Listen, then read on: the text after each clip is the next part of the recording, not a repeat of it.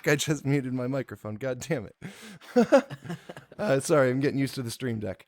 My name is Paul Savo. Welcome to Punk with a Controller. We go live every Monday, Wednesday, and Friday at twitch.tv/Punk with a Controller, usually in the evening at Eastern Standard Times. Follow us on all social media, or please like and subscribe and hit the notification bell to know when we're going live exactly. Fridays are going to be awesome now from now on. Jay, aka at twitch.tv/LordXHam, is going to be joining us Fridays as we go over the news. Jay, how's it going, buddy? Oh, it's going great, Paul. Yeah. How All are, right. Those of you who don't know you, give us a little rundown on who you are. oh, What's your history with games? What do you bring to the well, table? I beat GoldenEye 007 before I could walk, so Grandma's boy shit. I know I've been playing video games, my whole life, and like I've been dedicating, you know, that seriously the past like 3 years, and I think like probably 90% of my consumption is gaming and all that 90 stuff. 90%. Nice. 90%. The other 10% sleeping. All right, yeah, you gotta account for that. Yeah. But yeah, no. And then those of you who aren't familiar with me yet, maybe you're coming over here from Jay's channel. My name is Paul Sabo. Similar to Jay, I've been playing video games my entire life. I've mainly been sticking to PlayStation. That's just my lineage, my history, and probably around the double digits. I like to say around like the teens is when I really got into the numbers of video games and the developers and who's making these games and how they're making them. So I've been focusing on that for over a decade at this point. So I've really been wanting to do this style of coverage, just going over video game news and giving my opinions and rumors and ideas on what is to come in the years to come. So, like I said, this is Punk with a Controller. Me and Jay, we're going to try and figure out a name for this, maybe something separate from this. But for now, we're going to do this on my channel because we're fit for this. But once we're done recording these, I'm going to upload them to the YouTube channel, my YouTube channel, youtube.com/punk with a controller, and I will send the file over to Jay and he can upload it to his accordingly. But with all of that, Jay, what you been playing this week? Well, as you know, Valheim. I've been playing Valheim like religiously every day, and that's like my like before bed, like it's my chill out game. But I've also been playing Assassin's Creed Valhalla. Oh, So okay. like, You're on and the yeah, Viking I'm on binge. the Viking. You can as you can Yeah, I was see, about to say I could tell by the beard. but it's awesome. And like Valhalla is cool because I can ignore the fact that it's an Assassin's Creed game. They trickled that stuff in there, so you just go like straight in with the Viking. Yeah, And I got the PS5, and that's one of the few games that's going. What's up, Risky in the chat?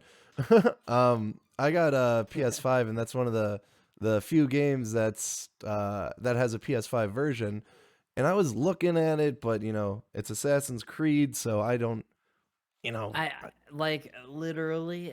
is there any like justification for the game, or is it like a similar sense in All right, when Origins came out? I was rewatching Game of Thrones, and I was watching it around the time the Dothraki, or if you're familiar with Game of Thrones, the Dothraki, slightly. yeah, they have like those curved swords, and they were riding on they all ride on horses. So I'm looking at fucking Assassin's Creed Origins, dude's riding on the back of a horse with his curved sword, like hucking dude. So yeah, I fucking got it just to play that. So is it like a I similar sense for you, where like Yeah, you're yeah, super yeah. into Vikings now? So big It, Viking it game, fuck it. big Viking game. It goes into like kind of like the Norse mythology and well, not myth, like Norse religion and like that kind of stuff a lot. And I don't know if you played Odyssey. I gave up on Odyssey like 3 hours in because it was just so massive. And like Yeah. Go on, keep going. Valhalla, it's it's big, but not too big, and it keeps you in a good directional pace, but still gives you like what stuff to do. And they also give you like river raids, which is like a dark zone. So like you have men you can lose if you die out there. You lose all the loot you get. So like you know, there's something like that. Uh, but yeah, I recommend. It scratches the itch. Now, is it as much of a slog, like the story wise? Is it as like sluggish as like people have been, as I've been reading? It depends on how fast you play it. Um, you know, and how like hard you go at it. There's Yeah, like a lot of exploration, but it's kind of condensed. If that, because you're traveling on riverways the yeah, majority of the time. So yeah. like Like on boat, like on the canals. yeah, and like that's the best part. You're like hauling ass, and there's a monastery. You see a big cross, and you just hit triangle, and you blow that horn, and you roll up, and all your dudes get out, and you just swarm. And that's like, there's barely any assassination type stuff. It's a lot of like Yeah, that's brutal executions. Like, that was my mm, thing with Odyssey and even Origins to an extent. Like Origins was when they like really started to change up Assassin's Creed, and like I don't know, I was able like I I didn't like the changes that I'm one of those people who didn't like the changes that they've made, the combat changes wise, but then I was also accepted into the Stadia beta, so mm, that's how I played Assassin's Creed Origins, um, and I got like an hour maybe two into the game, and I mainly fell out because I don't know if you remember, but that game came out. Uh, a month or two before Red Dead Redemption 2. So I yeah. was like, my mind was just like all on Red Dead, and like that was just fixated on that game, and I couldn't play anything else. And yes, and then you said Vikings is like smaller, but it's also like the same size. No, no, Um, like, all right, well, so no, like that's honestly, in my opinion, what was like most confusing is because like when the game was first like being marketed, they were talking about how it was going to be smaller than Odyssey.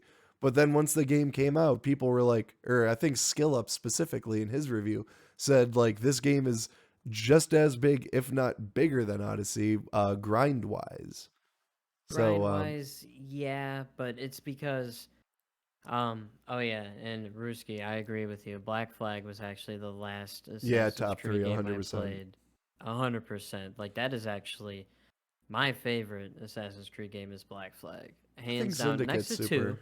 I I think like Syndicate's 2. super underrated. That was like that was the last real Assassin's Creed.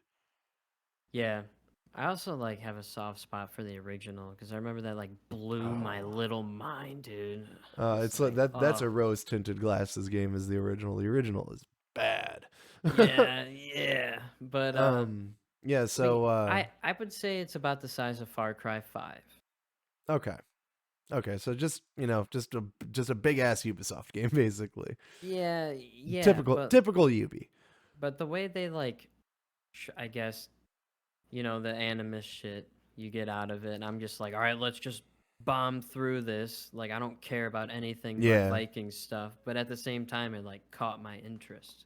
Yeah, that's how Like, it's usually been for me. I mean, that's the Animus has always been that way. I don't even know. I swear, I don't know why they didn't ditch that shit years ago. Like see, literally a long time ago, and just see, be like, we're a multi history game. that's what like I keep saying. I think they should just drop the ACIP entirely and just make games like this because and like Ruski said like they dropped the history story plot, but like that with Viking they kind of put it back in, and there's like little assassin stuff, I guess. But Yes, yeah. yeah, I know. I saw that you could actually assassinate, but you said you were playing Valheim too. How's that going? Just typical, Valheim. You said you're like Yeah. a year in. Yeah, I'm like, oh, well, I checked. I guess I overshot it. I'm at 265. Ah, So you overshot it days. by about 3 months.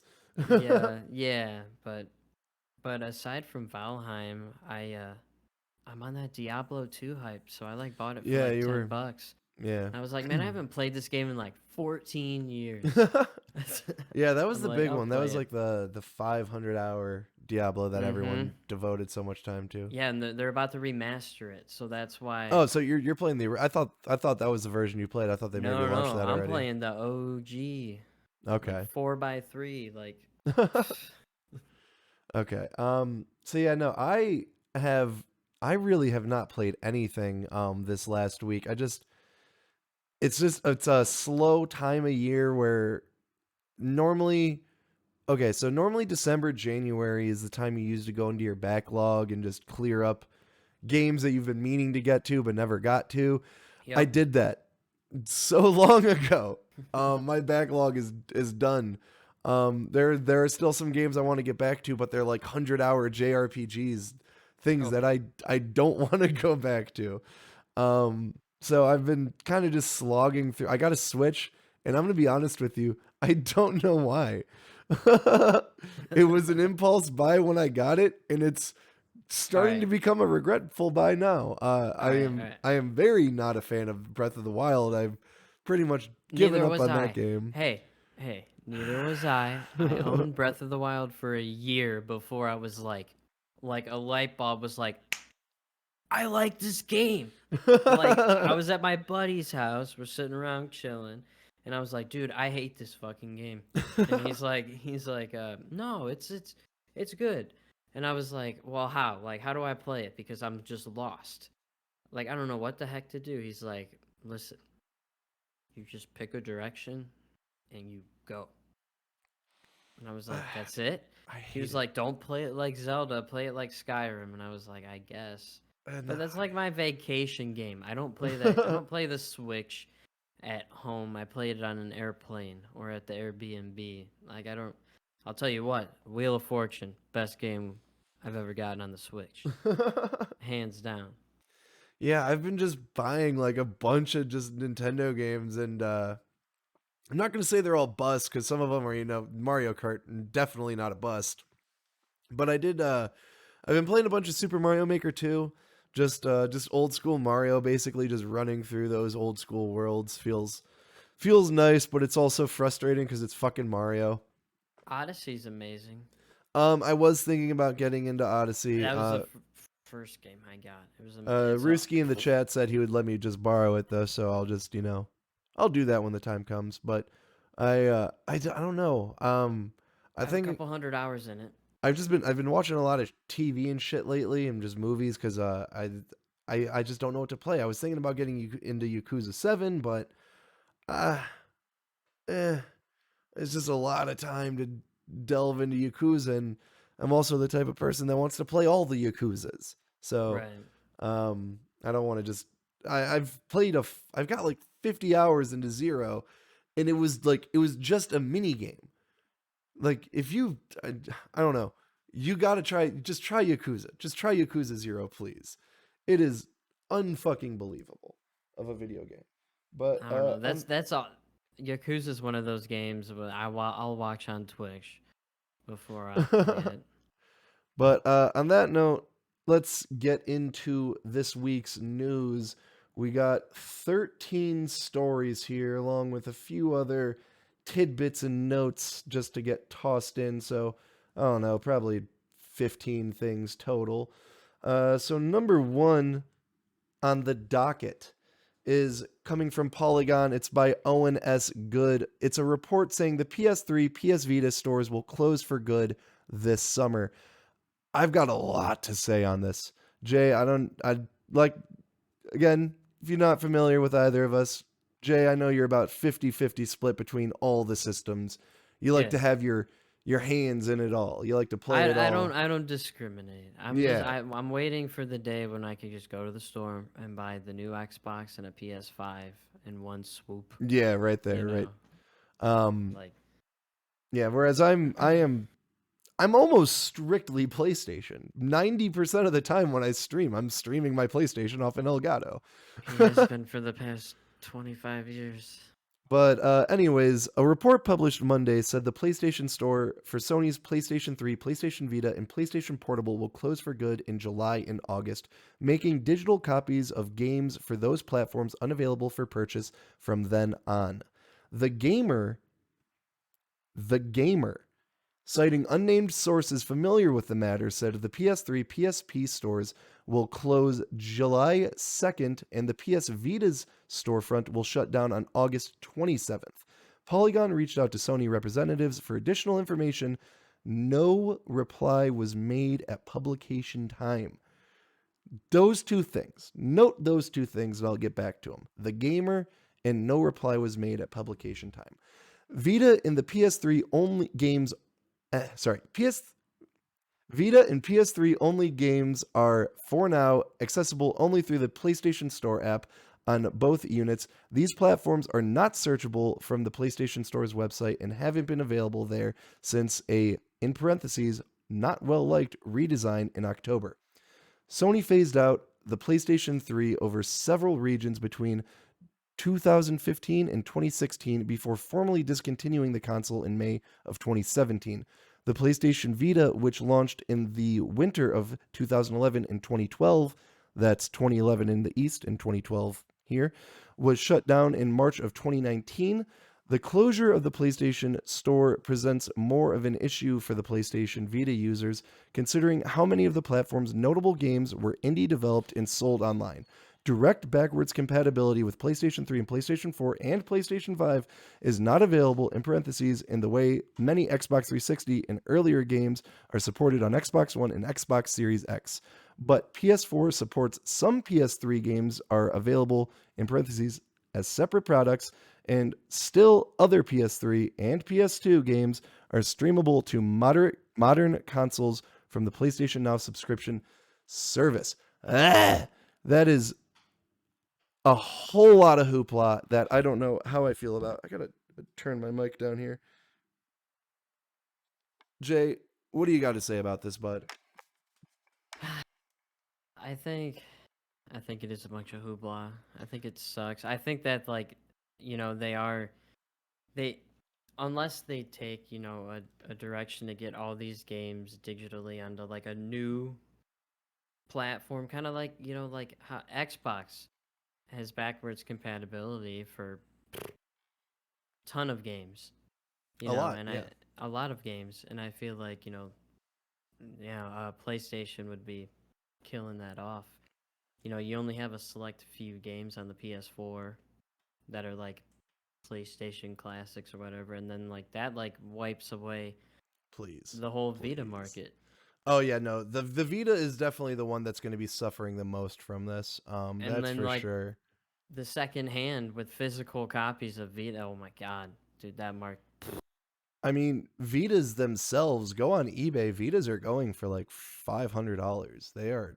They stopped making them, and that's what happens with hardware. Keep your hardware because it will go up in price.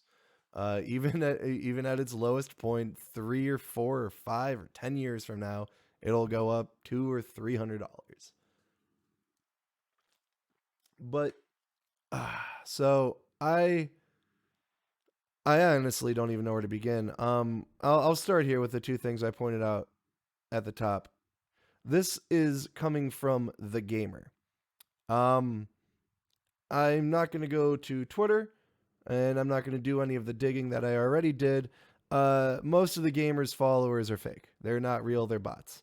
They haven't really broken any news of any consequence ever. And then the other thing I noted was no reply was made at publication time. Sony, this is not something that Sony would not reply to. Right. Sony has they created the we do not respond to rumors or it's some I can't remember. I can't remember what it is in verbatim, but it's we don't make comments or we don't remark on rumors and blah blah blah. So those two things I would take into account because I mean, I don't. It's. I was sitting thinking about what to say about this, and it's still perplexing. I keep going back to the gamer. They're not anyone to go off of. I mean, they might as well be citing comicbook.com. Right. Yeah, we all know. No offense to the journalists at comicbook.com, but I mean, my God. And then yeah, Sony didn't even respond to anyone about this. That's something to note, because another story I want to bring in was something that came out a day later, which comes from IGN from Jordan Olomen. Sony has patented the ability to add trophies to older emulated games, potentially allowing the rewards to be added to titles that predate the trophy system. Now, this just goes into the details about the patent itself. It was published on March 18th, but the patent actually goes back about a year, and they have 6 people. 6 people are attached to this patent. So this is normally with patents, it's like I would say with Sony, it's like, wave it off. The boomerang controller, wave it off. But this is big. So I really do think that this is all speculation. This is all just thoughts and pipe dreams. Really, this is all it is. But Jim Ryan in January said that we are working on a response to Game Pass. We have something to show. We will announce something soon. We just don't have anything to show yet. It's like he literally said that in verbatim back in January. Go look it up. I think these could be the early stages to that. Because if, again, I don't want to go digging through Twitter, but if you go on David Jaffe's Twitter, the writer and director of Twisted Metal and it's a history of other games, Twisted Metal. There was an article that came out from Kotaku, who I pretty much refused to cite, where they were basically saying that like developers are ruining the preservation of games by doing this. And he made a good point that I'd never really considered, where he's like, what do you think they're doing with these games? Do you think we're burying the hard drives in a landfill? Just because you don't have access to the games doesn't mean that they're not accessible.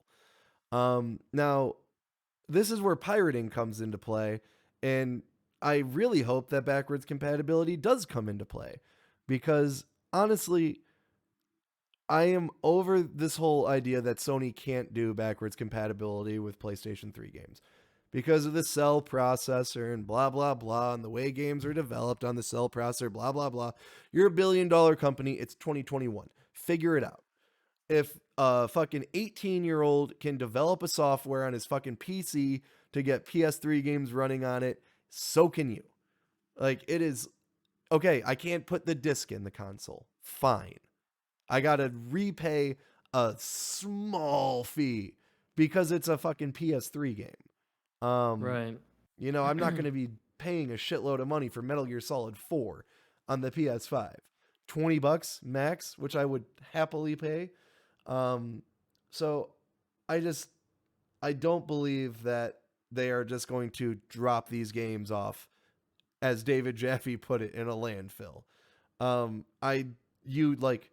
You will be able to buy these games still. Because also, going right back to it, this is coming from the gamer, someone who has never published anything of note, someone who has 0 followers besides bots. There's no one.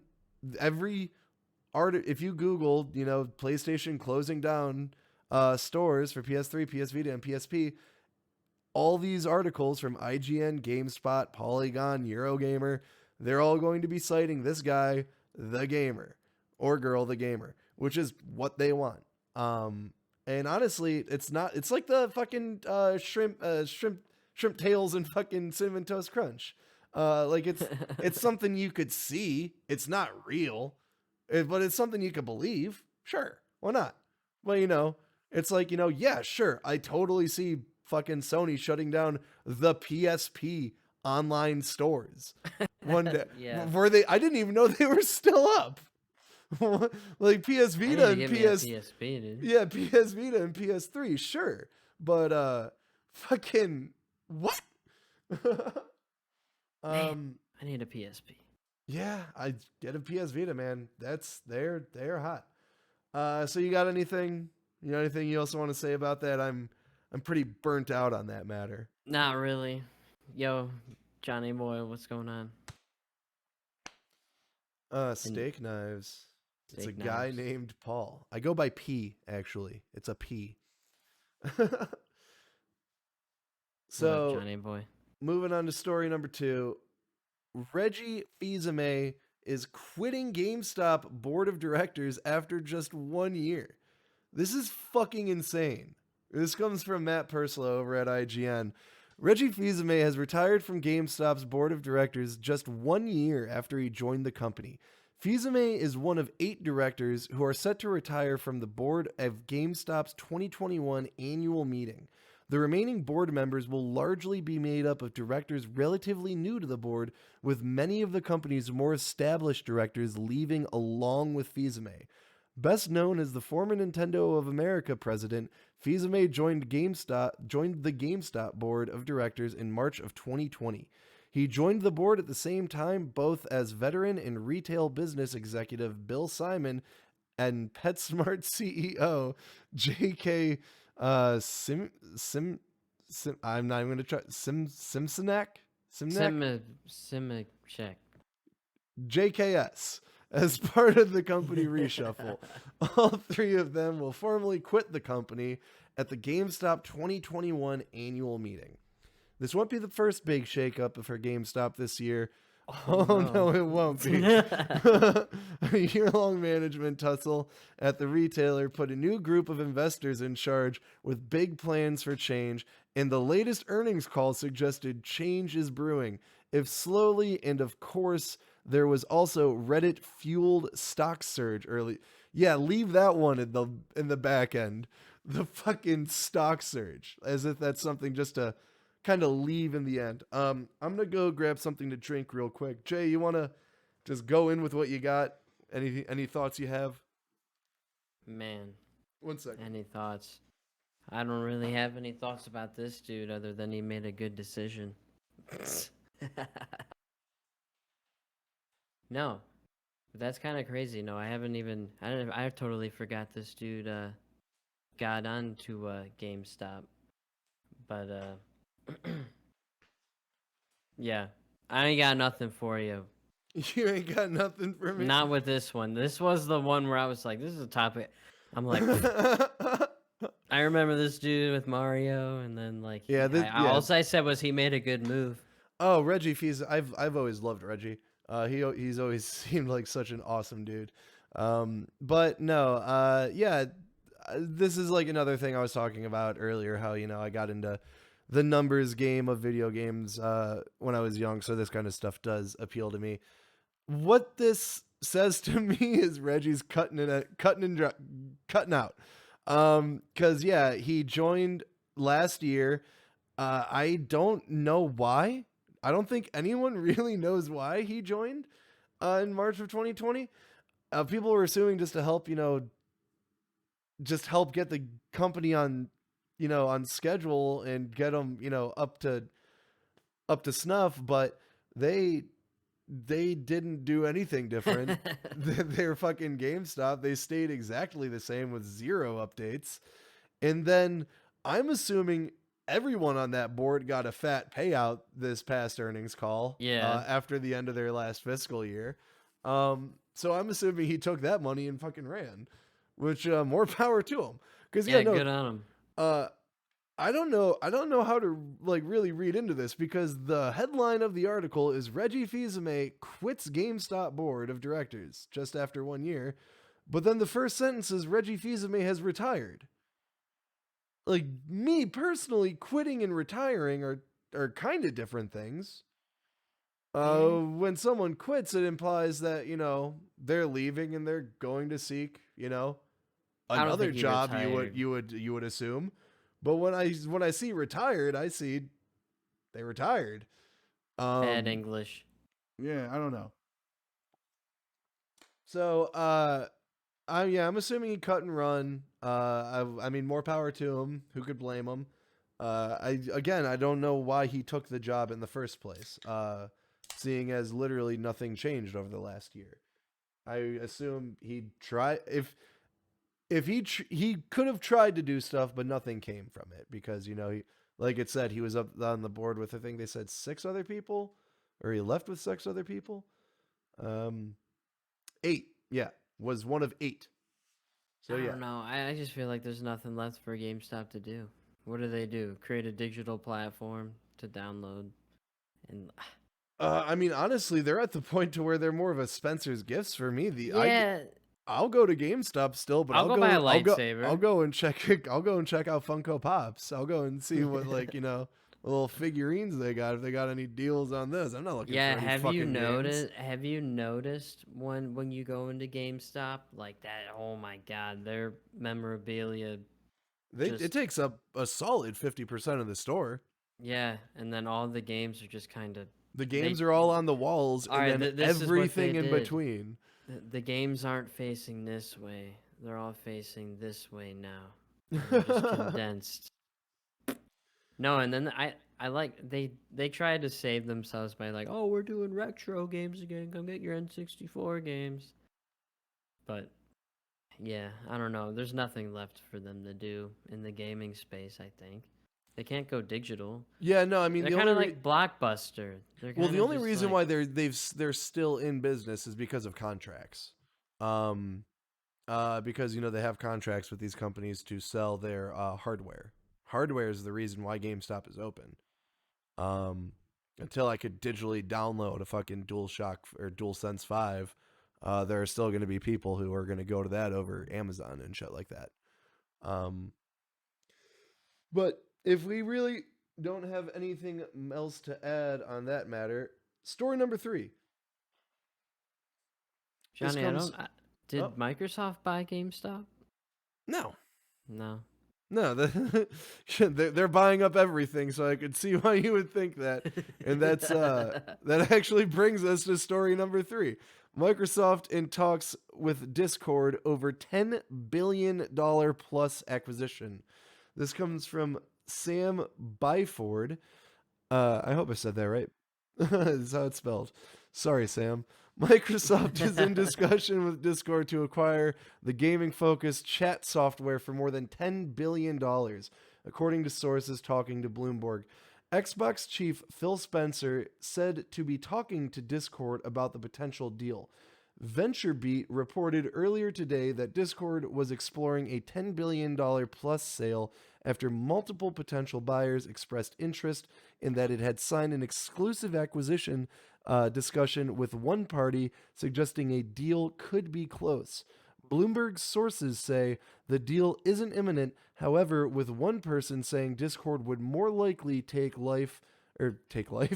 itself public than seek an acquisition. Bloomberg names Epic Games and Amazon as companies that have also held discussions with Discord in the past. Discord has about 140 monthly users and made $130 million in revenue last year, the Wall Street Journal recently reported. 140 million. What? 140 million monthly users, right? Yeah, I said Discord has about 140 monthly users and then 130 million in revenue. Did I not say that? 140. Never mind. I'm sorry. Okay, no, I thought I said 140 million. The Wall Street Journal recently reported, though the company isn't yet profitable, its last valuation was $7 billion after a funding round in December, generating $100 million. Discord software is free for most users, but the company makes money through $9.99 monthly Nitro subscriptions that offer more advanced features like higher resolution, screen sharing, extra sticker packs, and larger upload limits. That actually could be something to look into, depending on certain situations. Oh yeah, Nitro's sick, dude. But yeah, no. So what do you think about this, Jay? 'Cause this is another thing where I got a few thoughts on. Well, I feel like Discord can also like stay independent if they wanted to. Yeah, that's why they would go public. Like, right, and like go public, which Discord stonks, you know what I'm saying? But but I don't know. Like I heard like there's talks of Amazon trying to get in on this too. Yeah, that's what And the Bloomberg names Epic Games and Amazon as companies that have and also and discussed. and yeah, like Microsoft's trying to make it more of like get into like the social space and stuff, but like Microsoft likes to buy stuff and burn it down. Skype. Nah, Skype, there you go. Like and like Discord's too. Discord sucked is like I would hate to see Discord go down the road oh of my Skype. god, dude! It's my I use it every millions of people use it every day. It's just Yeah, a perfect 140 platform. monthly users. It's almost Um, half the population. but yeah, I don't like I say like they stick to their own, stick to their guns and like do their own thing, but at the same time, money talks. $10 billion is a lot of money. See, that's what I'm thinking. It's Well, that's how the much do same. they say they're worth? Their last their last valuation in December was for 7 billion. I mean that's my whole thought is Could double that. Like if they go public and just I mean, but then it could turn into a social media platform at that point. well, there's two things for me to look in, or there's two ways that I'm looking at this. Uh, a lot of people were reporting like this is coming from The Verge, but IGN and GameSpot and a lot of other gaming and Polygon, Eurogamer, a lot of other gaming sites were reporting on this as if this was just another Xbox acquisition, similar to Bethesda and everything else they've been ZeniMax and everything else they've been fucking buying. Sorry, Miller Lite makes me burp so much. uh, Oh, dude, I'm drinking LaCroix and beer at the uh, same time right now. um, but yeah, they're reporting on this like it's an Xbox deal, which I could see that because they're talking that Xbox chief Phil Spencer is said to be talking to Discord. But it's Microsoft is in discussion, so I'm reading this in a few different ways. Like one question I got to ask is how much reach does Phil Spencer have? Because yeah, he's he's the chief director of Xbox, but how much extent does he have into Microsoft's actual bottom line or pocket? Because I mean, you just spent 7 billion in their games division. Is he's about to fucking somehow spend 10 billion somewhere else? Because yeah, no, I mean the big rumor I've been hearing is that they're going to use this to replace Microsoft Teams, so that it could be way more business facing. Which I mean, it's not a bad idea, just as long as they don't fucking blow it up with ads like they always do and fucking restrict it to the point where I got to click through 9 different pages to actually get to it.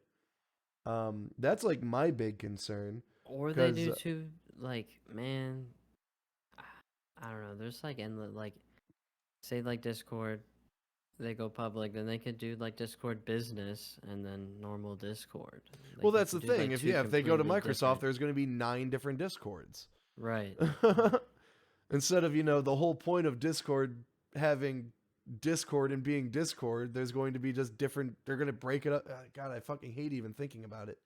Um, so yeah, I honestly don't know how likely this is because they do say that Discord would more likely take itself public than seek any acquisition, um, which I I could see, I because yeah, I mean, don't know, but the then ex- also like with ZeniMax or late last year, no one can't be bought. Like there no like if you got the money, you can be bought. right. And $10 billion, that's you got to have some cojones to say no to $10 billion. Jesus fucking Christ. Yeah, but so what? Uh, they'd be breaking, they'd be making 3 billion because 7 billion they haven't quite made profit Oh no, I mean apparently. So if we're talking Microsoft, they've told or wait, no, you're talking Discord. Okay, yeah, no, Discord. yeah, no, they would definitely be making some money. I mean, 3 billion, 3 But billion. then imagine if they went public in Discord like a couple years from now. Yeah, no, for sure. I mean, I think they would make a lot more money if they went public. But I mean, 10 billion right now knocking at your door. Yeah, that's true. And Johnny, they didn't buy GameStop, but they have like a weird partnership that they acquired with GameStop where like they get Microsoft? they get incentives on Microsoft like software and products that are sold in their stores. Really? Yeah, I like looked it up real fast. Oh, okay. I never heard that. Something to look into. That's Yeah, weird. GameStop announces multi-year strategic partnership with Microsoft. Hmm. I that headline sounds familiar.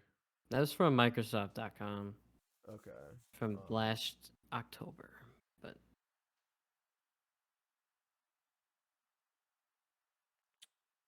Yeah, I knew they didn't go as far as actually buying GameStop. I don't know who the fuck would do that. Um, but maybe just for the space. uh, but yeah, no, that's interesting. I'm gonna look into that. I'm actually gonna make a note about that real quick because I do want to check that out.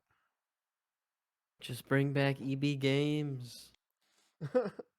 Well, EB Games does still exist. Yeah, but In like I Australia haven't and seen one in years. well, in like Australia, like GameStops are EB Games in GameStop, Australia. And I'm pretty sure in other places like Europe. Or no, Europe has like other shit. But anyways, moving on to story number. Wait, I had. Oh wait, no. Actually, staying on this, we had another edition. These rumors came out earlier today, which I completely almost skipped over. This is back at IGN from Jordan Oloman again. Microsoft is reportedly in exclusive talks to acquire Discord, and the deal could be completed as soon as next month. A report from the Wall Street Journal citing people familiar with the matter has backed up a Bloomberg report from earlier this week, which has said that Microsoft was in talks to purchase Discord for 10 billion or more. We just went over that. Microsoft and Discord and blah blah blah blah blah. Oh wait, no, this is it. Okay, sorry, I just don't want to read anything I literally just read. Microsoft and Discord are in exclusive talks that could complete a deal next month, assuming the negotiations don't fall apart, the article says. It also points out that the acquisition is apparently tied to Microsoft hoping to reach more consumers across both gaming and social networking. A similar drive saw that's a spelling error. Saw Mike that is multiple spelling errors right there. Microsoft. Saw Microsoft pursue an abandoned acquisition of TikTok last year. Jesus. Yeah, if you're unfamiliar with Discord, yeah, blah blah blah blah blah. Okay. So, Nitro Boost. Again, I don't hope this happens. Cuz I don't know. If my biggest if this does happen, my hope is that they would, put it on everything. I would want to use PlayStation. I would want to use Discord on PlayStation. I literally said that like last week on stream that I want Sony to partner with Discord to fucking like that would be amazing. Right. So just having Discord on PlayStation alone, I really want. It would make streaming and playing on PlayStation with my friends on PlayStation so much easier. But no, moving on to story number 4, some Nintendo news. This is Games Radar. Nintendo Switch Pro reportedly launches later this year and uses NVIDIA chip for 4K upscaling. This is coming from Hiron Cryer. The rumored Nintendo Switch Pro model will apparently launch in 2021 and feature an NVIDIA chip that supports DLSS, according to a report. That report comes from Bloomberg, of fucking course, who claims the upgraded Nintendo Switch model will use the new NVIDIA chip as a solution for displaying 4K images while used in docked TV mode. For those unfamiliar, DLSS stands for Deep Learning Super Sampling, and was introduced through NVIDIA's RTX 20 series GPUs. I got one of those. Elsewhere, in the new reports from Bloomberg, it's claimed that the new Nintendo Switch model is targeting a release window of holiday 2021. Previous rumors had the revised Switch model as releasing at some point this year, but Bloomberg has narrowed it down the window to the final few months of the year.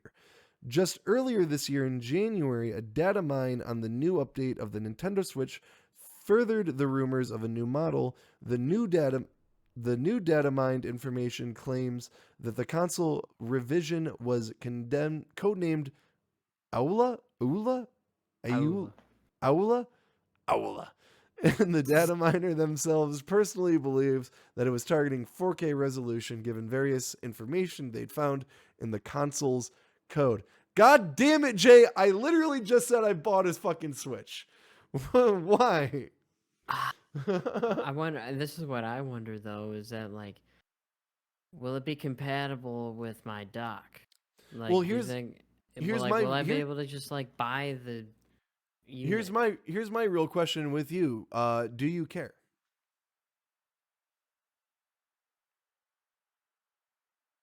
Yes and no. The Because one thing yeah, all no, right. yeah, So, all go, right. yeah, go for it. Go for it. For example, I bought Crisis on the Switch. Oh my Crisis god, you Remastered. fool! Because it was $8. Did I had a gift card, and I you was buy like, all Witcher right, 3 too? no, and like I like even watched a review. They're like, this is even better than the fucking I don't even know like Xbox port or so. I don't even know. But anyway, I it think I did sucked. remember seeing an article about that actually, that like the Switch port was better than like the PC port or some shit. Yeah, and I was like, man, there's just something wrong. Like I don't know if it's like the resolution that they're outputting. It's just like any first person game like on the Switch, Skyrim, Wolfenstein, any of that. It But are just you feels like going to the Switch for a Skyrim and a Wolfenstein and a Crisis? Like that's my whole thing is when I'm I don't need the Switch to be in 4K. Yeah, it's cool, but I yeah, don't need to play Mario Party in fucking Mario Kart in 4K. it'd be sweet though. My TV already upscales. Like it looks fucking great on my TV. Um Yeah. I like uh I I don't don't know. know. I no.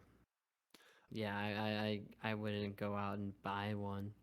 Yeah, Why? So I could especially after I just fucking bought one. play Breath of the Wild in 4K on the crapper. Cool. They just like updates my resolution. That's like I was You saying can't even told play it someone. it's 4K docked. You can't even play it 4K on the crapper. Oh yeah. Well I'm then, it pretty ain't sure it's even still worth it. it might be 1080p over the 720. Fucking hell. I don't know. I was talking to someone today about like my how I barely play my Switch, probably like 30-minute increments. I use it as like a mobile game on my phone.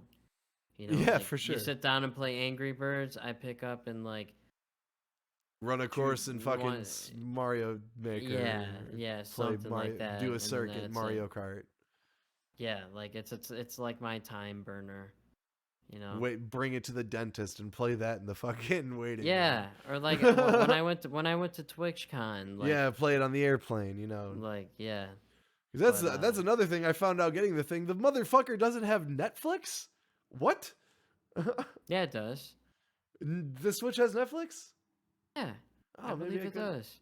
maybe I didn't see it cuz I thought it didn't. I Maybe know it has Hulu. I'm for certain it has Hulu. when did when did it get it? I got to find that out real quick. Fifth. When did Netflix come to Switch? Is it on there? Here's an article from March 24th, 2020 saying when is Netflix coming to Oh, Nintendo Switch?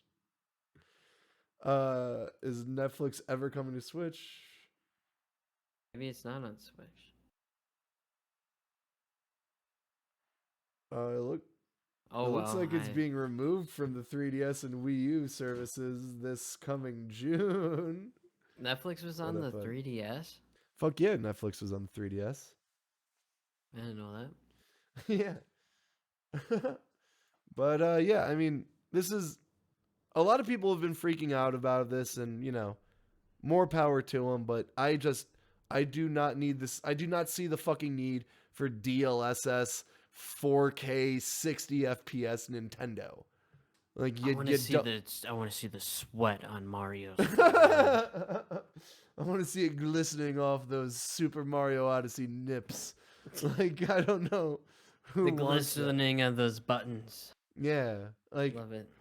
the cell shading of you could have that. The cell shading of like Zelda would look cool and shit, but I mean, and then maybe like Mario Kart or like Splatoon with 60 FPS and like Smash actually with 60 Yeah, 60 FPS for the competitive side, Yeah, but that would actually be really cool.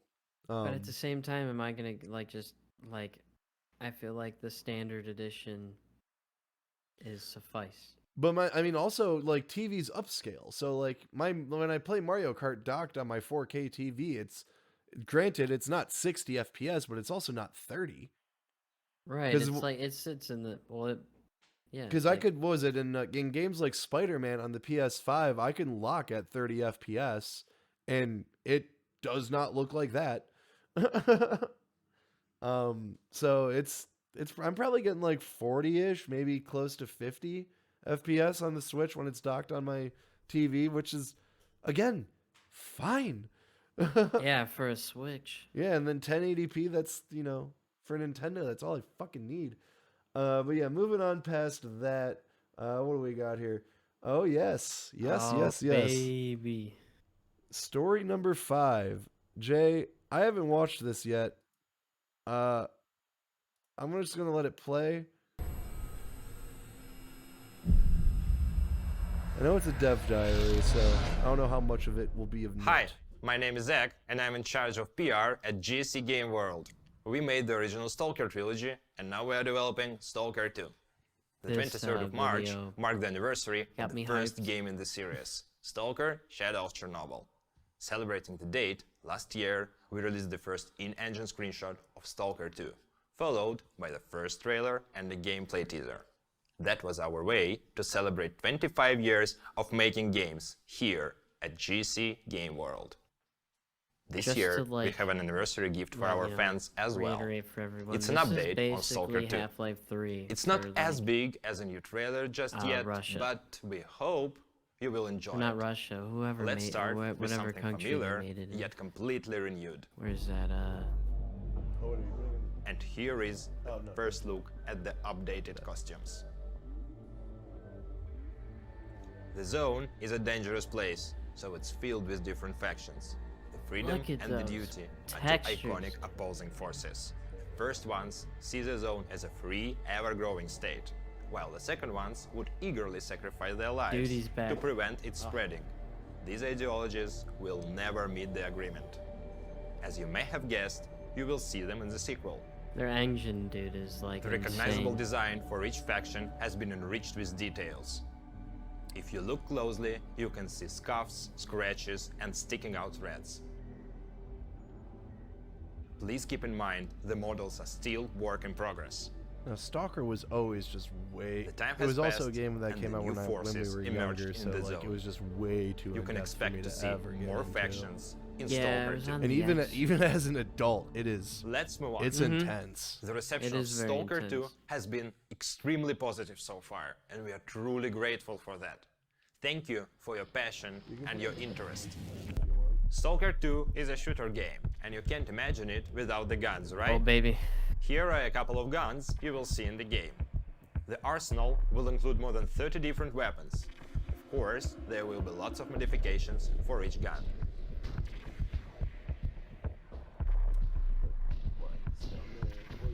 Switch on the side, one of the switches. I can't really help you out right now, though.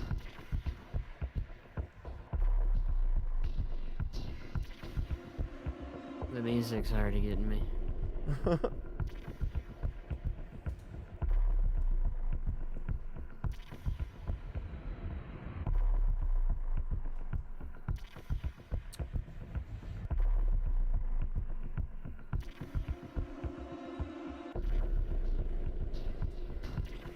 fucking stoked. Nice.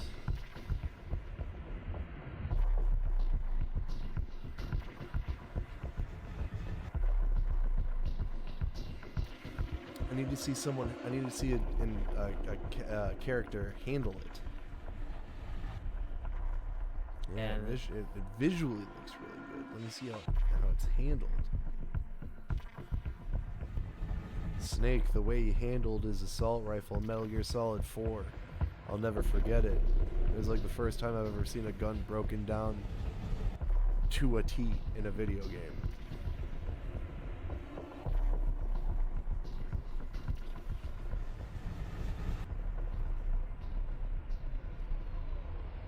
That's fun.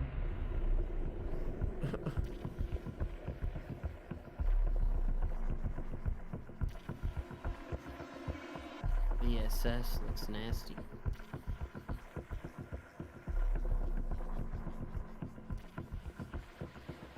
I want to see concept art for the game. Because the They story have of the some. I have some.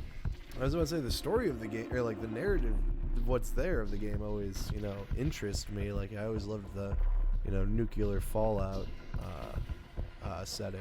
You know, that shit always perks my ear. Chernobyl.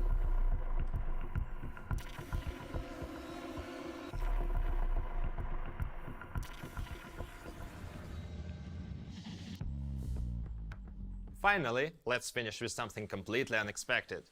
We work a lot to fill the world with a decent amount of memorable details, and sometimes it takes us to completely unexpected grounds. Can you see this guy? Quite a charmer, if you ask me. But let's take a closer look at his teeth.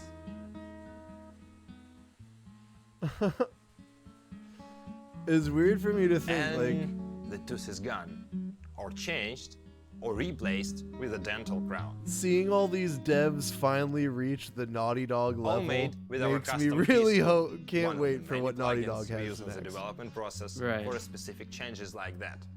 These tiny accents ensure each character looks completely unique. Because this looks just Literally like every Last of human Us in Part 2. Stalker 2 Don't get me has wrong, it's one-of-a-kind fucking beautiful. smile.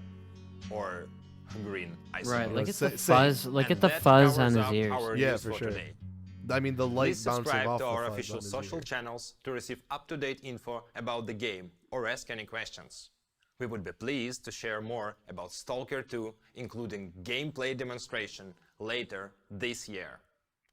Until then, good hunting, Probably at Stalkers. E3. We probably won't hear from them until E3, guaranteed. Oh, that's a dope song. I mean, I don't even know if Microsoft's going to take place or do anything for E3. They'll probably do something of their own along, you know, the time of E3. Yeah, like that's that what I June, meant. Yeah, that June time frame. I But, think they're. I know they have a partnership with like Microsoft and stuff, but like Stalker will always be a PC game. Yeah, no. don't care what I'm anyone curious. I'm curious how it's going to work on console or on Xbox compared to how it's going to work on PC. If there's going to be any differences mainly. But no, I mean, what do you're the big Stalker guy. You got into Stalker late last year. You were streaming that a bunch, weren't you? I Early started this a year? YouTube series in like last month. Oh yeah, I couldn't remember if it. This whole year has been an entire fucking Yeah, blur. yeah, yes, but like no, I definitely like I love Stalker. It's like the vibe and like the world that they built around like it basically is about like the Chernobyl disaster happened. I was but about to then say, tell me what the game is, because like I always got like Rust kind of vibes from No. it, but yeah, exactly. Like I never like. Is it a survival game? Like, is it kind of like DayZ but no zombies? it's like it's a RPG game. It's like through and Valheim. through. No, it's like Fallout, but really hard and unforgiving, and like has a lot of survival aspects to it, and a lot of exploration, and like a lot of side quests and missions and different factions that. So there you is like build mission and reps. story structure to it. Oh yeah, there's an original trilogy with. Okay. Because I Stalker always thought it Shadow. was like maybe like a Souls style thing where like the story's not like explained to your face, but if you read into the books and the story and the trinkets you find and you listen to the people telling you stuff, that's how you get the story. You know, there's Well, not like cutscenes or anything. there are cutscenes. Some well, there's like alright. an opening cinematic, and all that.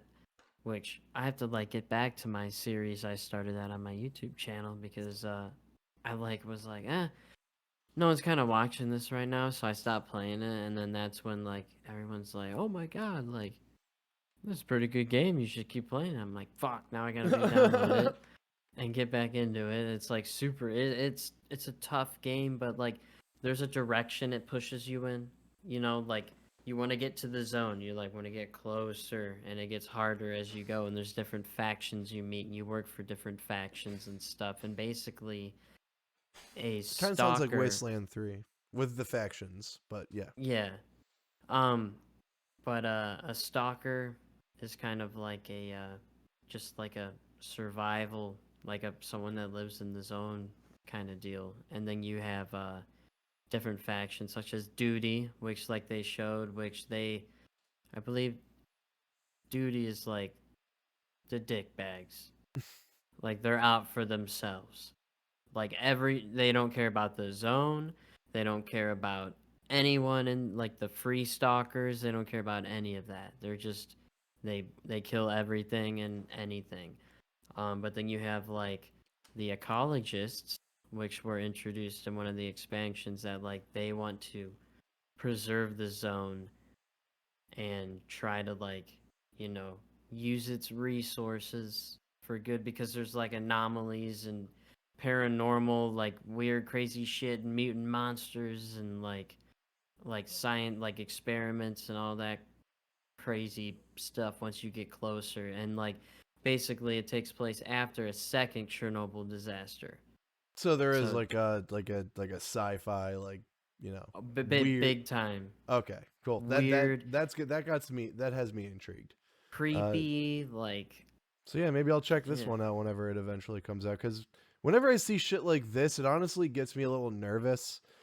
Just a game that goes into detail this much, it just gives me Star Citizen Well, vibes, where like, you know, these they guys just go into way too much detail, and invest so much time in this that they have a they bumpy lose. past. They have what? A bumpy past. A bumpy. Oh, okay. Like Stalker 2 was supposed to come out years ago Yeah. and they canned it. And then last year, was it last year is when they announced it and everyone was Yeah. like, Yeah. cuz it's like I said, Half-Life 3 for Eastern Europe. Like and this Damn. game was like, you know, cheeky bricky like that basically came from like this game. This guy looks good, man. But yeah, I don't know. It's like a passion project for them, definitely. And I know there's a lot of people excited for it, and I'm excited for it. I will dump a lot of time into it, for Uh, sure. so moving on from that, you want to tell me about Valheim and their updates? Oh yeah. Okay. So we played a little bit of Valheim together, a little bit when it first launched, right? Yeah, we played in a session for a couple hours. Well, you know, now we're a month out from that, and in the first, what was it, 4 weeks, they sold 6 million copies of the game. Jeez, dude, I can't even think. I can't even think about how much money or how many copies of Five that games they sold. It's five insane. person dev team. It's just a couple of dudes and a couple girls, and they are just killing it. Like like they, of course they didn't expect this to just explode, but it did, and now they're on like the top 25 most played games on Steam of all time. Yeah, I remember And when you collect were. I remember when and you were telling me all this. I was just like, oh man, I bet all these guys are like, you know, paying off their student debts and driving in Ferraris. And you're like, no, they just did an interview and they're expanding. They're like, you know, like they want to be able to well, keep up with the fucking game and I everything. heard I heard that they took that back. Oh, And really? They're well, no, buying no, Ferraris. no, not the Ferrari part, but I heard that they said that it's our game. we can handle it. Oh, so You they know, they want they want the pressure. yeah, like they're like it's our game, and like they're consistently working on like. Let's see here. Let me pull up. I'll send it to you as well. Do you know where these guys are based? Are they just like California Norway, I based? think. Oh, real? Okay. No, they're legitimate. Like, you should, big ass beards and shit. Here, I'll link you this. But here's the roadmap. Um, and they're actually first update, the first major update should be releasing at least next week. Do They you know what's said, coming in that, or any idea on what's coming in that? Another boss, maybe, or what this you can do with time the final boss item? not another boss. This update is called Hearth and Home. So they're adding a bunch of New building stuff. stuff. Here, let's see here. It's new stuff you could build, maybe. There's a ton of info here, but although we haven't seen any new building related gameplay, Heinrich already disclosed the release of more building pieces as well as more stuff to do in and around the house. The new building pieces could include new structures as well as new materials. Additional furniture and decorations may also be on the agenda. And then they had a little teaser of like a raven. You could build like a dragon post, but you can't build anything else. So it's showing that there's going to be Kind of more. like how you could build a dragon head and like that's it. Yeah, but like not like they tease that you can like do a raven, but they have a whole roadmap laid out. And the roadmap for 2021, there's going to be 4 updates, including this one. Hearth and Home will be a building and food update, so we'll have more food to grow and plant and farm. The next update, number 2, will be Cult of the Wolf, and it says new combat and exploration features likely taking place in the mountain biome, the only biome where wolves can spawn, obviously. Cool. And because there are werewolves in the game that they only spawn at night on a full moon in the mountains. Really? Yeah. I never like, saw a werewolf. Like, fucking like big werewolves and shit. So I want to know like more about that, because like all you can get is like a fang and maybe like a trophy, and it's their arm. Yeah. Like that's. I was like, I get a werewolf head, put it on my wall. No, it's their arm. But I'm hoping, like a werewolf armor would be sick. And then the update after that is ships and the sea. More content for the ocean biome and more crafting options. I was about to say, ships. did you ever have you come across the sea monster yet? We killed earlier. We had a little discussion earlier today. When we regrouped, we killed about 5 of them before this sea monsters, like tentacly and everything. No, okay, no, they're sea serpents. And in Norse mythology, they were one of Thor's greatest enemies. The sea serpent, and they're long sea serpents. And we found out because there's only 2 things you'll encounter on the ocean: sea serpents, and you'll see these big rocks with like these weird things on top, and you climb on, and then it's called chitin, right? They look like little beaks, and you whack them with your pickaxe, and you take the chitin. I found those. I didn't have my pickaxe on me, so I couldn't take them, but I did find those, and I marked them on my map, and that was one of the last places I left off in the game. Basically, you have to keep your boat close by. You get on there real fast. You whack as many as you can, take as much as you can. Then it starts shaking. It's a fucking leviathan. It's like roar, and it gets up, and then it moves. It just takes off. It doesn't fight you or anything? No, it's like a big Kraken Leviathan that just gets pissed, and it raises up and takes off. And then you use that, you can build a harpoon. So when you kill a sea serpent in the water, you only get its meat. But when you fucking harpoon that shit and drag him onto the beach where he's like all flopping around, you get to harvest his scales, and that's the only way you can build the scale tower shield. Oh my Jesus Christ. Yeah, I remember like that thing you're talking about, like the rock with like all the beak things on it. That's like literally right outside of my my base. Yeah, Um, those are leviathans. like you sail a little bit out, and that rock is right there. Because I remember me and my buddy were sailing, and we saw that, and I was like, "What?" I like they looked like eggs from a distance With on the little rock. beaks. Yeah, so I go over and I'm just like, are these eggs? Let me pick these up. And then yeah, no, they said something weird. I was like, I'm getting the fuck out of here. But yeah, so those are the only two things in the ocean, but they'll be adding more stuff in the biome and then ships, which I saw if you go into the dev mode, you can spawn the ship. Or like there's actually like pictures of it and it's a ship with like a canopy on it and it's looking like you could sleep on your ship, you can Oh like fuck, build off of it, live on your ship. And that's then that's fucking cool. also in the trailer for the game, there's a feature in the trailer that's not in the game yet, and you see they have their ship lined with shields down the side of it. Yeah, I remember seeing that. So I'm thinking in that update they're gonna bring more like you could make upgrade the sails, like change everything about it, decorate your ship. But after that, to round out 2021, which there is more after this, but this is what they have for 2021, is the Mistlands, a new biome. Yeah, I remember It's them a talking about that. yeah, entirely new biome, and we found it. There's just spider webs everywhere, and there's just nothing.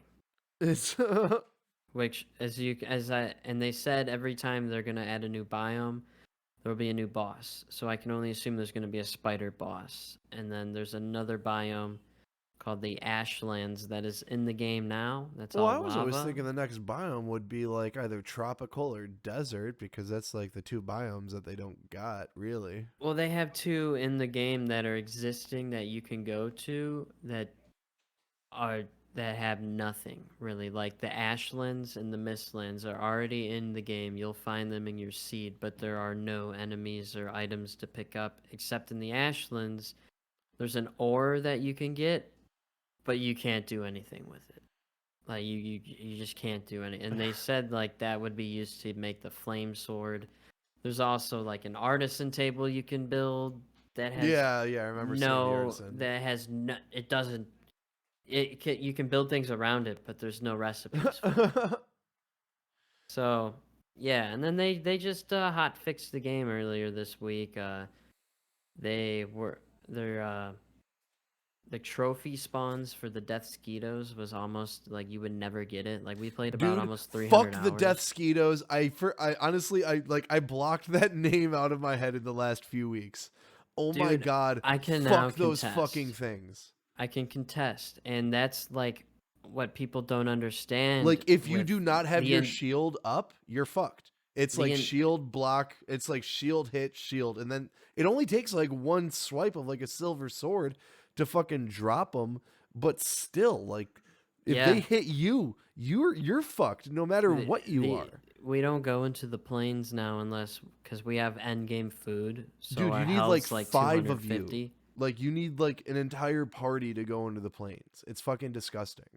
Like I respect them for putting that in there. Honestly, That it's a little annoying to me. insane difficulty curve that just like you're like, "Oh, I conquered the meadows and the black forest and the mountains and the Well, swamps," and you go into the plains and you're like, well, that's my issue. Is the games you could play the game entirely solo up until the plains.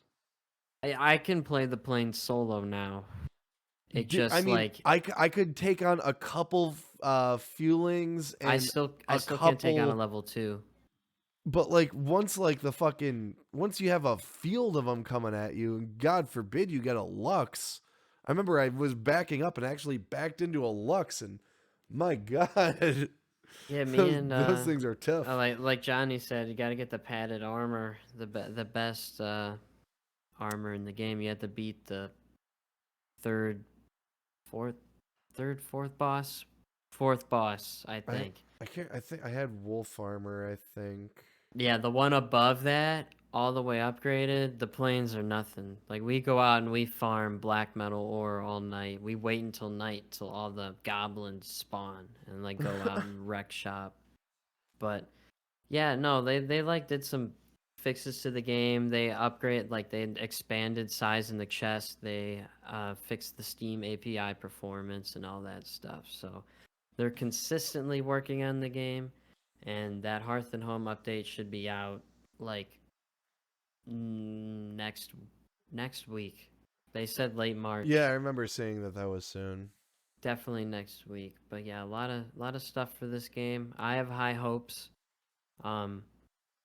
Support small devs, dude. Like seriously. Yeah, no, that's what I was tweeting. Or when the game came out, that's what I was telling people. I was like, buy this game. I was just like, if you don't want to buy it, but it looks interesting to you, I will buy it for you. Like, you just have to play. Like, play with me to prove me that you're playing the game, because it's that good. It's definitely a breath of fresh air. Yeah, it like how you said, it's like, like a relaxing game to like play before, like, play a couple hours, maybe an hour before you go to bed. Like, yeah, this is like the perfect game. Just like, do a little touch ups to your home, or go out and get some food or whatever. Right. And like one thing that Johnny told me yesterday, that I will just one last little tidbit of info. If you go into like it used to be like I am a cheater, you type that in, but now they renamed that to the debug menu. I forgot what you have to type in, but it spawns an item on the map, randomly on the map. Like you don't know where, but it spawns it on the map. And it's called a maypole. And back in the Vikings age, a maypole was for like festivals, like Summerfest and everything, and they would dance around and everything. So, it is the only way to get your comfort level to max comfort level. You have to find it and then build your base around it, and it gives you like a proximity bonus. But it's hidden deep in the map somewhere, covered in moss. Like you just gotta be like walking through the woods, like, oh, there it is, next to that rock. Like, yeah, even if you like put in the cheat, or like put in the code that uncovers the whole map, like it doesn't even matter. It's not gonna pop up for it's you. not gonna be like, hey, here it is, dude. No, like we've been like really brain myth busting on how to get the comfort level maxed, and that's the only way. That's fucking wild. But moving on, sending it back to you, brother man. Yeah, moving on. This is just a little note I wanted to throw in here, because this was announced late yesterday. This is nothing really to go on behind the fact that Ghost of Tsushima is being made into a movie. What the fuck is going on with PlayStation? If it's anything like the game, it'll be a great movie. They're doubling down on just movies and TV so fucking hard right now. We got The Last of Us TV show coming to HBO. We got Twisted Metal TV show coming where the fuck ever. I don't even know if that's been announced to where that's coming. We got Uncharted movie. We got Ghost of Tsushima movie. Shit, if you want to go back a little bit further, we got Castlevania show on Netflix. This is ungoddamn believable. I don't really know how I feel about it. I think it's too soon. Let the fucking game breathe. The game literally just came out. I don't know what like the incentive is, because my thing is the game is based off of old school samurai movies, so it's kind of full circle. It's a game based off of old school samurai movies that's now being turned into an old school samurai movie. I don't know. I hope there's a Kurosawa mode that puts it in black and white. That's all I really got to say. Did you play Ghost of Tsushima, or did you check that out at all? No, if I were to play a PlayStation again, I would play it. But if you I ever haven't bought a game on my if you do PS4 ever walk into a GameStop, like you were saying, and buy an Xbox and a PlayStation 5, get Ghost of Tsushima. It got the 4K 60 FPS update, and my fucking god, that game, what a swan song for the PlayStation. On top of The Last of Us Part 2, one of the greatest games of all time. What a swan song for the PlayStation. Moving on to story number 6. That is awkward because this keeps popping up. Call of Duty 2021, reportedly called Vanguard and set in World War II, Sledgehammer Games will reportedly take in the reins. This comes from Jordan Oleman. This dude has done fucking 3 stories so far. Keep it going, Jordan. 2021's Call of Duty is reportedly called Vanguard and set during World War II. Eurogamer has corroborated elements of the report from Modern Warzone, which arrived earlier this week, claiming the COD 2021's working title is Call of Duty World War II Vanguard and is being developed by Sledgehammer Games. Eurogamer says that Activision plans to, in quotes, stick with the Vanguard subtitle for the final version, end quote. But disagrees with wait. Jordan, you got to learn to type, my guy, because this is also the third thing you got with fucking spelling errors. But disagrees with Modern Warzone's claim that the game, in quote, takes place in an alternate timeline with 1945 that wasn't the end of World War II, end quote. Instead, they believe Vanguard, in quote, again, has traditional World War II setting, end quote. Sledgehammer Games previously worked on Call of Duty World War II and Call of Duty Advanced Warfare.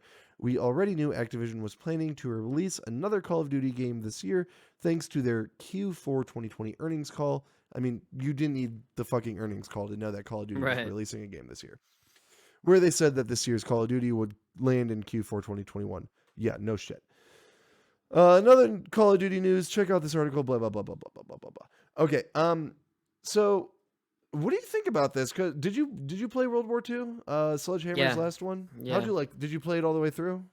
I like the campaign. I fucking loved the campaign was good. I thought it was just like, a fun weekend game. It was a good fun weekend game, but it wasn't as good as World at War. Like. I don't know. But and then the multiplayer. But then, in my opinion, World at War wasn't as good as Black Ops. Yeah. The first Black Ops. Yeah. But well, actually, no. World at War was better than Black Ops because you had the Russian side. That was super fucking dope. I don't know. The multiplayer was trash in World War II. I don't know. I think they just like. Also, a Medal of Honor Vanguard is a game. So Sledgehammer's always been a weird developer working on these games because they were mainly a narrative-driven single-player game, but like having them. That's why I loved World War II's story. I thought it was fucking intense and awesome. Just like, but like you said, the multiplayer was nothing to fucking look at. Is Sledgehammer Games gonna go the Treyarch route and use their in-house Black Ops old ass dated Call of Duty engine, or are they gonna go with Infinity Ward's updated Modern Warfare Call of Duty engine? Because I will tell you right now, Modern Warfare is worth $60 if the multiplayer didn't even exist. Like that campaign for Modern Warfare was worth $60. I got Cold War recently. And like it's fun. It looks really good and it plays really well. The controller setting or the haptic feedbacks on the PS5, with like just the way the triggers feel is fucking unbelievable. Oh my god. But there is just a lot of weird shit in that story that is just kind of off-putting. Did you play Modern Warfare's campaign? I did not. Oh my. Best Call of Duty campaign ever made. I don't think it's got I don't know if that got an FPS booster of any kind. Dude, it was definitely the best campaign I played in a long time. And campaign in general or Call of Duty? It was gritty and like just different. And Cold War just kind of went back to Call of Duty. But if like they make a World War II campaign like they did Modern Warfare, where it doesn't shed, it doesn't like turn a blind eye to like fucked, like, I mean, Modern Warfare, there's kids I remember getting shot in the head. That's the thing is I remember the marketing for that game was super weird, which is why, 6 Days in Fallujah is so fucking controversial and super weird right now. Because, like, yeah, I remember, like, literally marketing the game. The director was like, oh, you thought No Russia was bad? This entire game is No Russia. It was like, dude, like, you want to say that? Like, that's Oh yeah, and it that's is, something and you it is want to. amazing. I don't know. Maybe I'll check it out when if it. I'll see if it has an update because that'll that game will be cheap at this point. Right, it's worth the playthrough, 100%. Especially if you like Captain Price and all that shit. All And right, yeah. this is a story for me. Returnal has gone gold. This is a tweet coming from Housemark. Returnal has finally gone gold. A huge thanks to everyone at the team at Housemark, PlayStation Studios, and all other teams involved. We can't wait to have this out soon and every player out there to experience the planet of Atropos. The more we get closer to this game, here I'll pull up some trailers. The closer we get to this game, the more I am that's intrigued. All right. So fucking play it. Fucking play it. Ha. What the hell? We were going so well.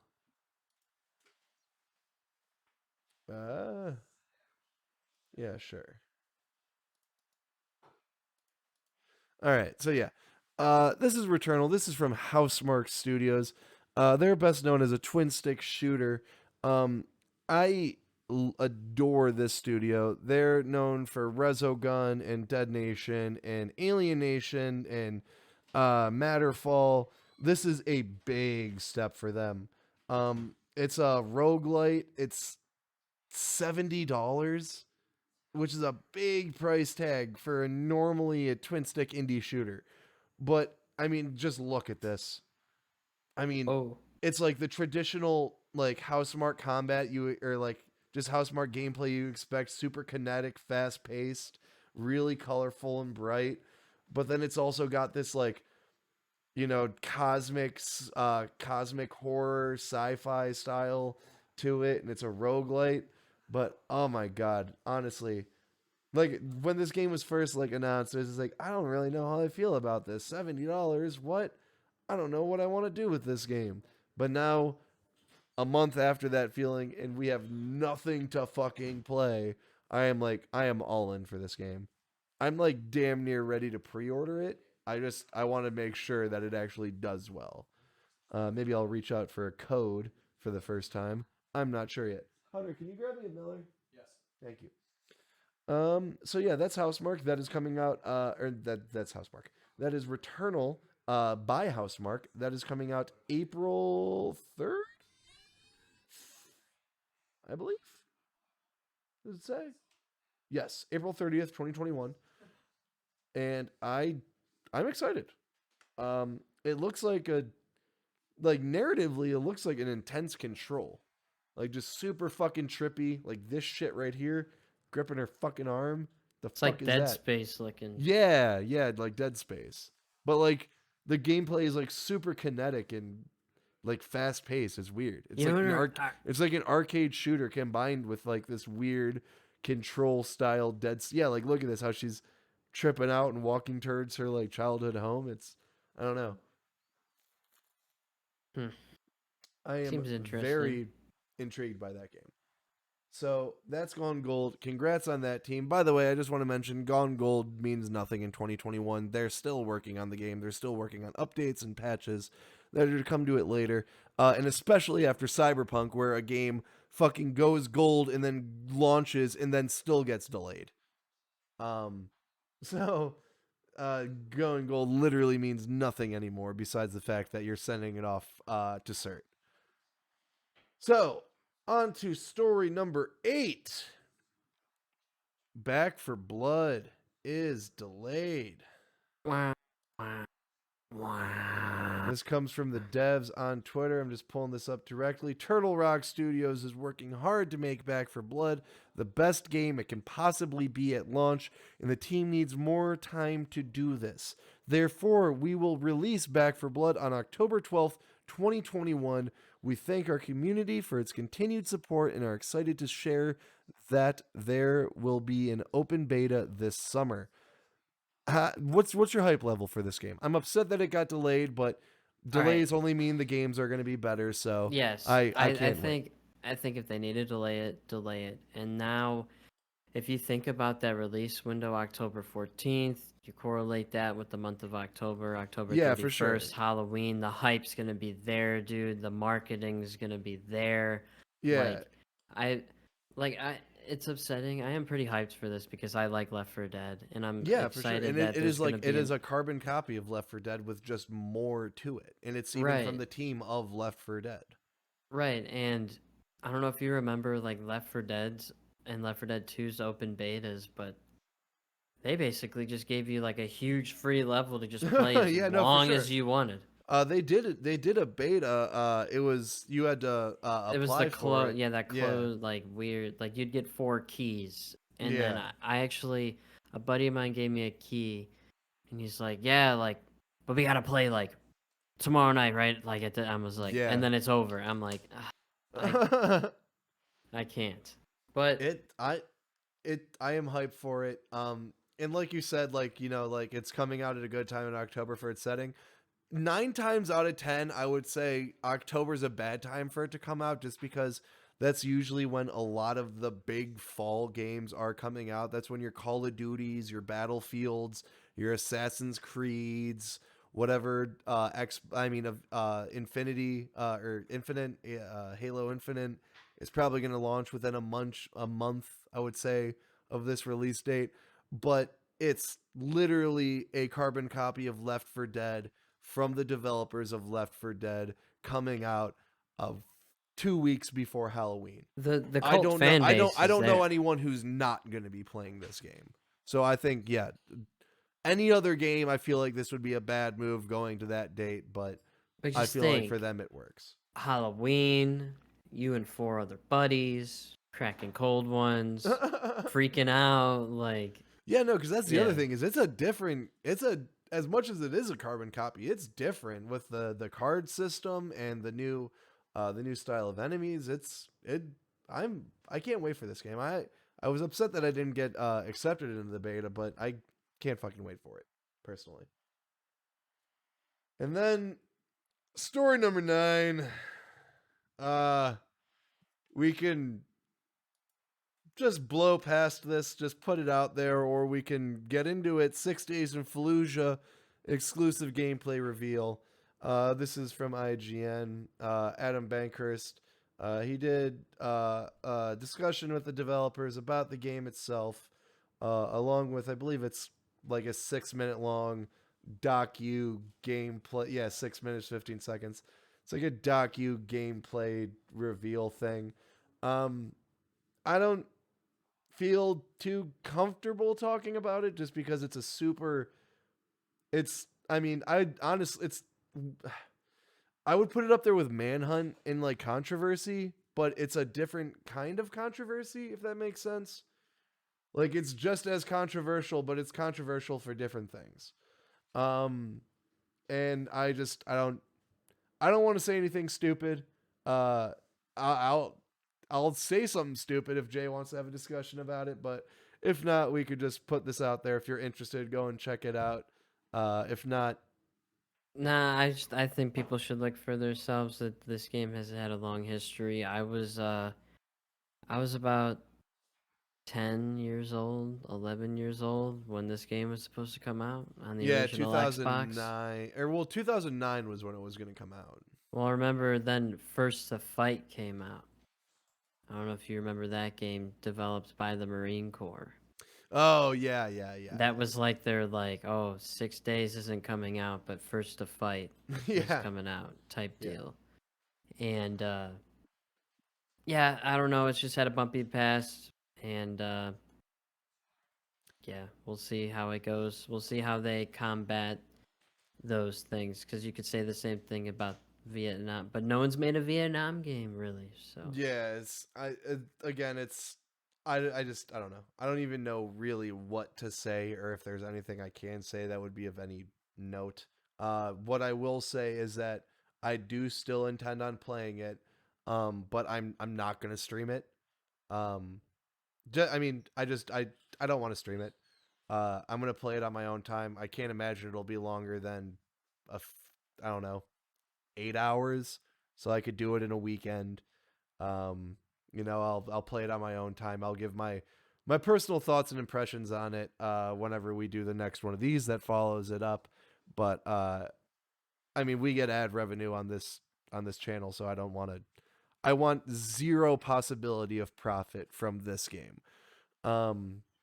So on that note, we're gonna move on to story number 10, which is another quick one. This is just a note that Resident Evil is having a showcase, and it's coming in April. This is their second showcase this year. This is to celebrate the 25th anniversary of Resident Evil. Capcom won't reveal what's set to be at the showcase next month, but Capcom previously hosted a Resident Evil showcase in January that focused primarily on the next game in the series, Resident Evil Village. This is by Matt T. Kim. There's no specific date on when the game or on when the showcase is happening, but if you go to Capcom's Twitter, they literally say anything is possible. Let your speculations run wild. Like, do you realize you're setting people up for disappointment by saying that? I don't know why he would say that. People are going to go off the fucking wagon thinking the most random JRPG from 1996 is coming back, and it ain't. I mean, honestly, you'll be lucky if you'll see Resident Evil 4 remake here, because you don't want to take away from the hype of Resident Evil Village. Man, Resident Evil 4 remake, but that was it's such a coming, good game. But you don't want to show it now because this game comes out in 2 months. You don't want to take away the hype and the flow from that game. So, yeah, I just wanted to note this for anyone who's interested. Whenever this is announced, I will be live streaming and reacting to this. Story number 11. This is coming from Engadget. Come on. Story lit. Uh-oh. Story number 2. Uh-oh. Is it not assigned? What's story number 12? Eurogamer? All right, nope. All right, so we don't have story number 12. Oh, wait, no, actually, I did remove that. Fuck! All right, so ignore this. Story number 11 was basically Amazon's new CEO moved a game studio up into Montreal, right where Google Stadia left. Google Stadia had a studio up there for about a year, and they shut it down because they weren't doing anything. And Amazon Studios has moved a studio up there to develop games. And this is coming about a month after the new CEO, Andy Jassy, says that, he is doubling down on games, basically. So I personally don't give a fuck. Both of these companies have spent, I'm not even kidding, multiple billions of dollars developing 0 games. They have zero idea what they're doing. They are billion-dollar, trillion-dollar companies in over their heads. And honestly, they could go fuck themselves. I don't give a shit. What's up, Jay? You feeling anything about that? It's a bunch of poop. May I remind you, Amazon's only game that has ever been launched so far is Crucible, which launched, got taken off the store in a week and put back on the store in beta, and then got taken off the store entirely to go back into development. That doesn't fucking happen. Like, that's the same thing that would be like announcing your game went gold and then taking all the pre-orders and then delaying the game again. Cyberpunk. It's a fucking joke. So yeah, I don't really give a shit about those games, but it does show me, I mean, maybe this new CEO of Amazon does want to do something with games. Maybe this dude does have a sense of fucking profit. And then story number 12 is one of our last stories here. What do we got? No, I don't want to turn off my ad blocker. You're annoying. This is from Eurogamer. This is by Matt Wales. So Xbox, I'm not even going to read this because honestly, it's fucking stupid. Xbox Live officially rebranded to Xbox Network. First of all, they jocked PlayStation Network. That's what that was my initial thought. I was about to say, is PSN not a thing? So now, okay, all right, fine. Dude, it's all about XBN. Come on, dude. I swear to God, if I start seeing XBN within the next 6 months, I'm gonna flip a table. I don't know what table, but a table will be flipped. What if this is just like why? You know, Xbox Network, PlayStation Network, and then it's all gonna become one network. For me, this confuses things more. I don't know. They want to like. You got Nintendo Online, you got PlayStation Network, and you had Xbox Live. Right. Now you got Xbox Network, PlayStation Network, and Nintendo. I know where they're coming from because they're making chat features and free games. Like you won't need Xbox Live for it. So to cover all bases, Xbox Network apparently. But so they're doing even more like PlayStation because you haven't. I mean, yeah. I mean, you didn't need PSN, or you didn't need PlayStation Plus for chat or free online play. That's how my one buddy Chris got through playing Fortnite with us for so long. It was because he didn't have PlayStation Plus, but we'd be in a party and he could play Fortnite. Like that's just one of those things that's like, but I mean, I'm throwing shade at Xbox as much as I threw shade at PlayStation earlier about all their stores shit and their mixed messaging.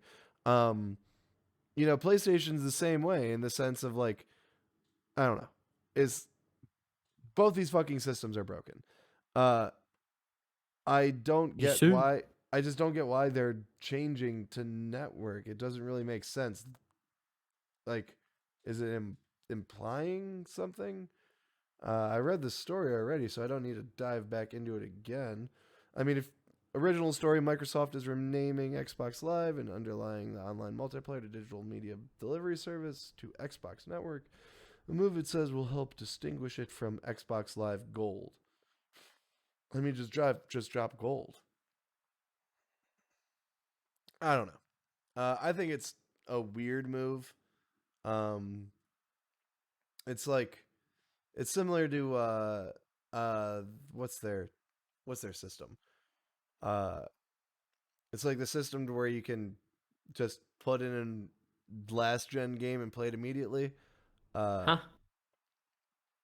has like a not quick resume, but they were marketing this term where you just your last gen system, when it gets a next gen upgrade, you just put it in and it works. And granted, we saw with Avengers that with PlayStation, it's fucking absurd. You gotta download the PS4 version of the game on your PS5, upload your PS4 version from the PS4 version on your PS5 to the PS5 version, which is also downloaded, and then you have to pull up the PS5 version of the game. It's like fucking insane.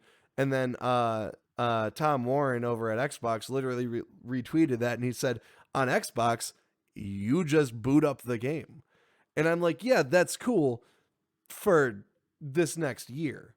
I mean, how long are we going to be fucking booting up next gen games? I don't really intend on playing, when I'm playing Battlefield whatever that's exclusive entirely on PS5, I don't think I'm going to be playing old school Battlefield whatever that was originally exclusive on PS4, but now it's on. Now I'm able to play it on PS5. So I see that working for some products, but only for a certain period of time. I don't know. I don't really. A lot of websites were blowing this up, and I don't get it. It's nothing of note. But yet again, I feel like I just made it something of note. And then our last story of the day is honestly my favorite story of the day. Ikumi Nakamura got her own fucking indie studio. She tweeted out it's going to be a dark comedy studio, like a horror dark comedy. Fan favorite ex-Bethesda director Ikumi Nakamura has announced that she is opening her own indie studio and is developing a new game. This is coming from Jordan Oloman, the guy. The dude coming through supporting the news all night. A short documentary from GameSpark and Akiapel, which is available on YouTube, follows Nakamura as she tours abandoned buildings in Japan. Nakamura reveals that she left Evil Within developer Tango Gameworks due to health troubles. I started wondering, in quotes, whether there wasn't a way for me to make games while feeling better, end quote. She says, end quote, I took the decision to quit before it was too late, end quote. After leaving, Nakamura received over 2,000 messages on LinkedIn offering studio visits and support. She used these opportunities to understand, end quote, what made a good working environment, end quote. So she is going to start her own gaming studio. It's an indie studio. She tweeted out that she wants it to be like a horror style dark comedy. And dude, if you've never honestly, I don't know if she's ever even worked on anything of like consequence because she's fairly young. She was going to be the director of Ghostwire Tokyo, which is a PlayStation exclusive that's set out for this year. But she left the studio, she said, due to health troubles and then problems at the studio itself. I cannot fucking wait to... I have not seen anything from this woman. I've only seen her presence on like a stage, and it's awesome. Oh my God. Like, again, I know you don't really have like any affiliation or association, but Jesus Christ, how old am I? 3,000 years old. God damn it. Only 30, I guess. But yeah, no, whatever that comes out to be, I am super excited, and I'm going to support that game no matter what. Do you have anything to say about Ikumi Nakamura, Jay? No, other than she says she compares herself to Deadpool. Oh, so, yeah, you pulled it up on Twitter? if that says anything about her personality and her like mindset in making games, then yeah. So, there is one more thing I wanted to bring up before we close here. Jay, I mentioned if you were interested, I got a Suicide Squad trailer pulled up. I love the Suicide Squad. I love comics. I love just anything related to those panels. And this is from James Gunn. I have not watched this yet. I've been waiting until right now to watch it, honestly. And I'm just gonna put it on, and I'm just gonna put it on and watch it. So this is James Gunn's Suicide Squad trailer.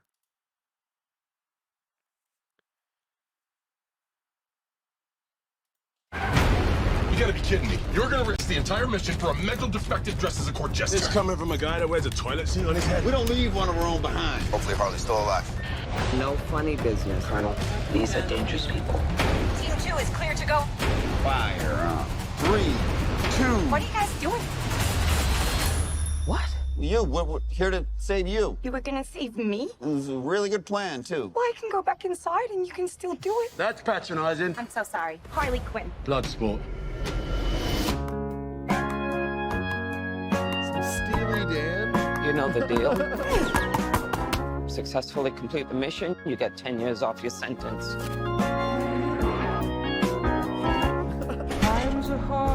You fail to follow my orders in any way, and I detonate the explosive device in the base of your skull. So this is the famous Suicide Squad. Dirty.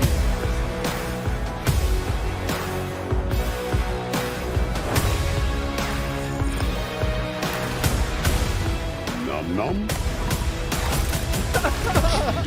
Any questions?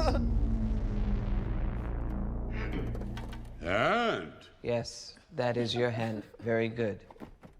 we're all gonna die. I hope so. Oh, for fuck's sake. He's Here's gonna the deal. steal the show. We failed the mission. You see who's die. We voicing find out King any Shark? information you give us is false, you die. If we find out you have personalized license plates, you die. What? No. If you cough without covering your mouth. Harley, although that isn't an open invitation for you to cough without covering your mouth. What's the plan? How the hell am I supposed to know? You're the leader. You're supposed to be decisive. And I've decided that you should eat a big bag of dicks. If this whole beach was completely covered in dicks, and somebody said I'd eat every dick until the beach was clean for liberty, I would say no problemo. Why would someone put penises all John over the Cena's beach? a Who knows why treasure. madmen do what they do? He wasted so many years in the WWE. He's been doing so much funny shit. This is suicide. Well, that's kind of our thing.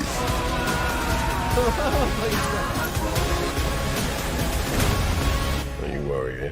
I'm gonna get you out of here alive. I'm going to get you out of here alive.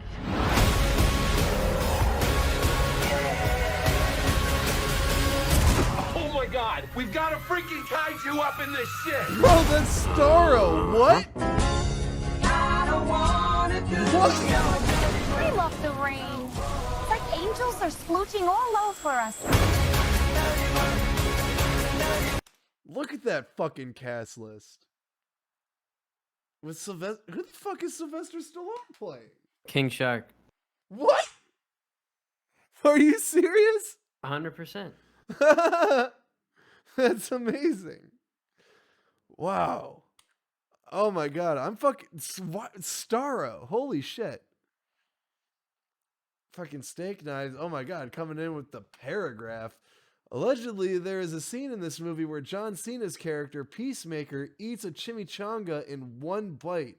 Cena's dedication to the character led him to eat 30-something chimichangas in a row as he was trying to get the perfect shot of a one-bite chimichanga. Bro, Legend. I'm taking a mental note of this chat. That better fucking happen in this movie. Because that was great. Granted, the first Suicide Squad movie had a great trailer, and yeesh, that was not a great movie. That was actually a fucking shit awful movie. So yeah, no, that is going to be the end of this evening's stream. Jay, this was a lot of fun. We went through about a total of 15 news stories here. A little under 2 hours. That's not bad. Not bad at all. So next Friday, we're going to be coming in with all the news that comes in at the end of that week. Sorry, I've been holding that in for a while. Please like and subscribe to both twitch.tv/punkwithacontroller and twitch.tv/LordXHam. We are going to be coming together Fridays to discuss the news. We may form something else and just with a different name. I'm not sure yet. Follow us and hit like and subscribe and blah, blah, blah, and all that nonsense. Go to YouTube and follow us at both of those, youtube.com/LordXHam and youtube.com/punkwithacontroller. And Sunday, I'm going to try and have this uploaded for myself. I'm going to send it off to Jay sometime then, so we'll see where that all goes. Jay, it was a lot of fun. Oh yeah, buddy. All right. We'll talk to y'all later. Have a nice night. Peace. Later, everybody.